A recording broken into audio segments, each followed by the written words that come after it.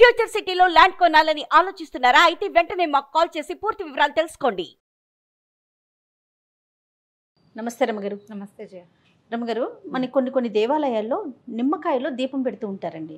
దీనికి ఏమైనా ప్రత్యేకమైన కారణాలు ఉంటాయా? అంటే ఏ ఫలితం కోసం నిమ్మకాయలో దీపం పెడుతూ ఉంటాం? దుర్గాదేవి అనుగ్రహం కోసం పెడతారు. నిమ్మకాయ దీపం మామూలు సమయాల్లో వాటికంటే కూడా రాహుకాలంలో పెట్టడం విధానం. అవును. ఈ రాహుకాలం అంటే ఎప్పుడు వస్తుంది? రోజుకి ఒక టైం ఉంది. మంగళవారం 3 నుంచి 4:30 దాకా సాయంకాలం, ఓ పావు గంట 10 నిమిషాలు అటు ఇటుగా ఉంటుంది, 3 to 4:30. శుక్రవారం 10:30 to 12. ఈ 2 రోజుల్లోనే ప్రత్యేకంగా మనం దుర్గాదేవి కోసం పెడతాం. దీంతోపాటు అష్టమి నాడు పెట్టచ్చు. అష్టమి ఏ వారమైనా సరే, అష్టమి ఏ వారం అయితే ఆ వారానికి సరిపడిన రాహుకాలంలో చూసి పెట్టుకోవచ్చు. కానీ ఎక్కువగా ఇది మన ప్రాంతపు సాంప్రదాయంగా కనపడదు జయ. తమిళనాడులో బాగా పెడతారండి. కామాక్షి దీపం అని పెడతారు. అక్కడ పైగా రాహుకాలం వాళ్ళు పాటిస్తారు. అవును. మనకి రాహుకాలం పాటింపు మన దగ్గర ఉండదు. మనం వర్జ్యం పాటిస్తాం.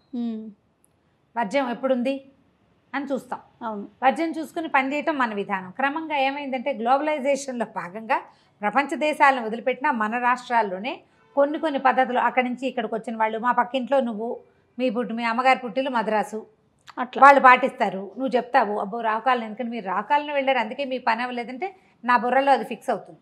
నేను మెల్లిగా రాహుకాలాన్ని పాటించడం మొదలు పెడతా. క్రమంగా మా ఇంటి సంప్రదాయం కింద మారిపోతుంది. జనరల్గా చాలా విధానాలు ఇలాగే వస్తాయి. వీటిలలో ఆహారపు అలవాట్లు, ఆహారపు విధానాలు, పూజలు, పండగలకు చేసేవి, కొత్త బట్టలు కట్టుకోవటాలు, ఇలాంటి వ్యవహారాలన్నీ కూడా ఏమనాలి, ఆధ్యాత్మికమైనవి, ధార్మికమైన విషయాలన్నీ కూడా ఇతరుల నుంచి మనం కాపీ చేసేవి, నేర్చుకునేవి, అలవరుచుకునేవి ఎక్కువగా ఉంటాయి. వాట్లల్లో మనకి వచ్చిన వాట్లలో రాహుకాల దీపం ఒకటి. భక్తి కూడా అంతే చూడు, అది కూడా అంతే, అలాగే వస్తాయి. ఈ రాహుకాల దీపం ఒక 15-20 ఏళ్ల నాడు అసలు కనపడేదే కాదు. హైదరాబాద్లో స్కందగిరిలో కామాక్షి అమ్మవారిది ఒక అమ్మవారి దేవాలయం, ఉపాలయం, అక్కడ కనిపించేవి నేను 25-27 ఇయర్స్ బ్యాక్ నేను చూశాను. తర్వాత క్రమంగా మన దగ్గర ఉన్న దుర్గాలయాల్లో కూడా కనిపించడం మొదలెట్టింది. 4, 5, 6 పెట్టేవాళ్ళు. ఇప్పుడు వేల సంఖ్యలో పెడుతున్నారు. భక్తి ఈ రకంగానే డెవలప్ అవుతుంది. భక్తి అంటే నమ్మిక అవి కాదు, విధానాలు కాపీ చేసుకుంటాం మనం. మంచిదేగా, మన ఇంట్లో అలవాట్లేదు అని నేను అన్నాను అనుకో, మన వైపు అలవాట్లేదు, ఏమైంది అమ్మవారికేగా, మంచిదేగా, ఊళ్ళో పెట్టడం కాదని అనలేం మనం. అవును. అది చేశాక మనకి ఏదైనా ఒక శుభమో ఒక సానుకూలమైనది ఒకటి కనపడింది అనుకో, ఇంకా మానబుద్ధి కాదు, అవును చేయాలనిపిస్తుంది. బోల్డ్ అని విధానాలు ఉన్నాయి దానికి. శుక్రవారం కానీ మంగళవారం కానీ రాహుకాలంలో అమ్మవారి సన్నిధిలో దీపం పెట్టుకోవచ్చు. ఒక్క దీపం నుంచి 9 దీపాల వరకు ఒక దీపం పెడతారు. ఒకే నిమ్మకాయ ఒక డిప్పలోనే, ఆ నిమ్మ డిప్పలు వెనక్కి తిప్పి దాంట్లో ఆవునేతి దీపాన్ని వెలిగించటం ఒక పద్ధతి. నువ్వుల నూనె వెలిగిస్తే మంచిదని మొన్న మధ్య ఎవరో చెప్పారు నాకు. సరే మనకు ఒకటి తెలుసు, స్వధర్మ నిధనమే మంచిది, ఎందుకు వచ్చిన కోలా కొత్త ఐడియాలు తీసుకోకూడదు అనుకున్నా. కానీ నేను ఒకటి తర్వాత 3 దీపాలు పెడతారు, 5, 9 పెడతారు. 9 దేవాలయ నియమంగా చెప్తారు. 9 పెడతారు. 9 డిప్పలు, 9 డిప్పలు పెడతారా? ఓకే. ఓ 5 కాయలు కోసి అదేలే 5ని 10 డిప్పలు తీసేసి ఒక డిప్ప పక్కన పెట్టేస్తారు. మిగతా వాటిలలో ఈ డిప్పలు వెనక్కి తిప్పిన డిప్పల్లో పెడతారు. ఒక చోట ఒక దేవాలయంలో అయితే అసలు డిప్ప వెనక్కి తిప్పకుండా నిమ్మకాయ కట్ చేయటం, దాని మీదే ఆవునేతి దీపాన్ని ఒత్తిని ఆవునేతిలో నానబెట్టారు, అది ఎత్తి పెట్టారు. ఓకే. చాలామంది ఎట్లా చేస్తారంటే విధానాలు ఒకళ్ళనొకళ్ళు కాపీ చేస్తాం కదా, ఈ నిమ్మకాయ రసం పిండేస్తారు, దాన్ని పారబోయకుండా ఆ నిమ్మ రసంతో పులిహార చేసి నివేదన పెడతారు. అమ్మవారు ఎట్లాగూ మన పసుపచ్చ అన్న ఇష్టం, హరిద్రాన్నైక రసిక అని చెప్తారు లలితలో. అవును అవును. ఆవిడకి హరిద్రాన్నం అంటే ఇష్టం, పసుపు అన్నం అంటే పులిహోర ఇష్టం. నిమ్మకాయ పులిహోర అమ్మవారికి నివేదన, రసం పారే ఎక్కర్లేదు, అది కూడా అమ్మ సేవలోనే వినియోగింపబడుతుంది కాబట్టి మనం ఇలా పెట్టుకోవచ్చు. రమ్మగారు, దేవాలయాల్లోనే వెలిగించాలా, ఇంట్లో కూడా పెట్టుకోవచ్చా? ఇంట్లో కూడా పెట్టుకోవచ్చు. ఆ సమయంలో పెట్టుకోవచ్చు. మనం ఎట్లా అంటే అప్పటిదాకా అభోజనంగా ఉండి శుక్రవారం 10:30 దాకానే కదా, 10:30కి మనం ఇంట్లోనే ఓ చిన్న పీట ఏదైనా ఒక ప్రత్యేకంగా అట్టు పెట్టుకోండి.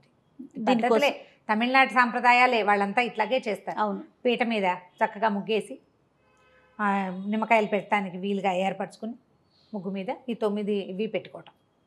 9 చెప్పాక 3, 5 ఎన్నైనా పెట్టచ్చని మనం ఏదైనా ఒకటి అలవర్చుకుంటే ఇంకా దాన్ని కంటిన్యూ చేసుకోవాలి ఓకే. ఓ పద్ధతి ప్రకారం. ఇదేంటంటే మనకి జాతకాల్లో రాహుగ్రహానికి ఇబ్బందులు ఉన్నప్పుడు రాహువుకి అధిష్టాన దేవత దుర్గ, అందుకోసం ఆమెని ఆరాధించడం కోసం దుర్గా స్తవం చదువుకోవటం. దుర్గా ద్వాత్రింశమాల ఒకటి ఉంది, 32 నామాలు ఉన్నది. దుర్గా దుర్గార్తిసమని దుర్గాపద్వినివారిణి, మంచి శ్లోకం. అన్నీ దుర్గ దుర్గ దుర్గ దుర్గ వస్తాయన్నమాట. అట్లాంటివి చదువుకుని దీన్ని వెలిగించుకోవటము. తర్వాత ఈ నిమ్మకాయతోటో ఇంకో దేనితోటో ఒక పులిహార చేసి అన్న నివేదన చేయటము, దాన్ని బాగా ప్రసాదాన్ని పంచటము దాని నియమం. అది ఇప్పుడు శుక్రవారం మంగళవారం అయితే మధ్యాహ్నం 3 గంటలకి, అప్పటిదాకా భోజనం చేయకూడదు, అన్నం తినకుండా ఉండాలంటారు. 3 గంటల నుంచి 4:30 దాకా. కానీ నేను చాలా చోట్ల గమనించింది ఏంటంటే మంగళవారాలు దేవాలయాల్లోనూ శుక్రవారాలు ఇంట్లోనూ పెట్టుకుంటారు. ఓహో. శుక్రవార రాహుకాల పూజ లక్ష్మీదేవికి కూడా ప్రీతికరమని ఒక చోట వింటున్నాం ఇవాళ రేపు. కానీ ఎప్పుడైనా రాహుకాల పూజ అంటే రాహు సమయంలో పెట్టుకుంటేనే జపిస్తే అది దుర్గాదేవికి చెందుతుంది. ఆ సమయంలో దుర్గని గనక పూజిస్తే అమ్మవారి దయ వల్ల రాహు గ్రహం తాలూకు మనకి అంతర్దశలలోనూ విదశలలోనూ ఎక్కడో చోట రాహు తాలూకు ప్రతాపం ఉన్నప్పుడు, మనకి ఇబ్బందులు ఉన్నప్పుడు అవి తొలగిపోవటం కోసం సాధారణంగా జాతకాన్ని ఫాలో అయ్యి చేస్తారు ఇట్లాంటివి. కాదు రమ్మగారు, పెళ్ళైన వారైనా పెళ్లి కాని వాళ్ళు ఎవరైనా చేయొచ్చు. ఎవరైనా పిల్లలకి జాతకం చూపిస్తారు, రాహుదోషాలు ఉన్నాయి, రాహుగ్రహంతో ఇబ్బందులు ఉన్నాయి, అలా చెప్పారనుకో ఏం చేయించమంటారు అంటే పరిహారం చెప్తారు, రాహుకాల దీపం పెట్టండి అంటే సులువు కదా. అవునవును. దుర్గాదేవికి సంబంధించిన స్తోత్రాలు కొన్ని చక్కగా చదువుకోవటం, నేర్చుకోవటం, దేవాలయానికి వెళ్ళి అక్కడ శ్రద్ధగా చేయటం, ఆ దీపాన్ని అమ్మవారికి చూపించడం. దుర్గా చక్కగా స్థిమితంగా కూర్చుని ఉంటుంది. అమీర్పేటలో ఉన్న దుర్గా అమ్మవారి దేవాలయంలో అయితే మంచి హడావిడిగా ఉంటుంది. అవును అవును, బాగా ఫుల్ టైం. అప్పుడు ఏంటంటే మనకి దేవాలయంలో అయితే ఏంటంటే చక్కగా అర్చన చేసుకునే అవకాశం, సాంగంగా పూజించుకునే అవకాశం లభిస్తుంది. మనం ఇంట్లో అయితే ఏంటంటే మనకి చేతొచ్చిన పూజ చేస్తాం. అవును. సాంగ పూజ సరిగ్గా ఎట్లా కుదురుతుంది? దేవాలయంలో అయితే అర్చక స్వామి ఎవరో ఉంటారు, వాళ్ళు చక్కగా అన్నీ చెప్తారు, ఒకదాని వెనకాల ఒకటి ఏం చేయాలి లైన్ ప్రకారం మనకే వచ్చి చేసుకోగలిగితే అది ఏమీ రాదయ్యా. మనకి గుళ్ళోకి వెళ్ళలేం, ఇంట్లో చేసుకోవాలి.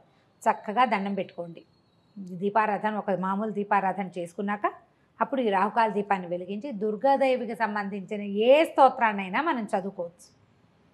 చదువుకుని పళ్ళు పాలు తర్వాత ఇంట్లో ఉంటాం కాబట్టి పానకము వడపప్పు అలాంటివి నివేదన చేస్తే నిమ్మకాయ దీపం చాలా ఫలితం ఇస్తుందని, సమస్యలు రాహువు వల్ల వచ్చే సమస్యలు మనకి తొలగిపోతాయని చెప్తారు. ఇది ఒక మంచి ప్రయత్నం. ఇది అందరూ పెట్టాల్సిందే చేయాల్సిందే అని అనుకోవద్దు. మీకు ఆసక్తి ఉంటే పెట్టుకోవటం, ఆసక్తి ఉండి అవసరం ఉండి. ఇది మనకి గ్రహదోషాలు ఉన్న వాళ్ళకి చాలా బాగా ఫలితాన్ని ఇస్తుంది. మామూలుగా పెట్టుకుంటే కూడా మంచిదే. మేము శుక్రవారాలు మా లెక్క ఏంటంటే ఆ 12 గంటల దాకా ఉండాలి దీపారాధన. మామూలుగా కూడా ఉంటుంది. శుక్రవారం ఏదైనా కాస్త అటు ఇటుగా లేట్ అయినా, పూజ లేట్ అయినా కూడా 10:30 లోపల దీపం పెట్టాలి, 10 రాకాలానికి ముందే దీపం పెట్టాలి అని పెట్టుకుంటాము. ఒక్కొక్క నియమం, మనం సింపుల్ నియమం పెట్టుకోవాలన్నమాట. మనం చేయగలగాలి కదా. ఏదైనా పెద్దది బరువు పెట్టుకోవడం సులువు, దానికోసం ఇంటిలి పాది ఇబ్బంది పడేలాగా ఉండకూడదు. ఈజీగా చేసుకుంటే కనుక మామూలుగా దుర్గా ఆరాధనే చాలా అత్యద్భుతమైన ఫలితాన్ని ఇస్తుంది. భయం పోగొడుతుంది. ఆపదలలో కూడా మన వెన్నంటి ఉండి, ఆపదలు రావని చెప్పలేం, వస్తాయి, వచ్చినా కూడా వాటిని తట్టుకోగలం, తప్పించుకోగలం, ఎవరిదైనా సహాయం లభిస్తుంది. అందుకని ఎప్పుడు దుర్గా పూజ చాలా సత్ఫలితాలను ఇస్తుంది. అందులో ఇదొక విధానం. తప్పకుండా. నమస్తే. నమస్తే.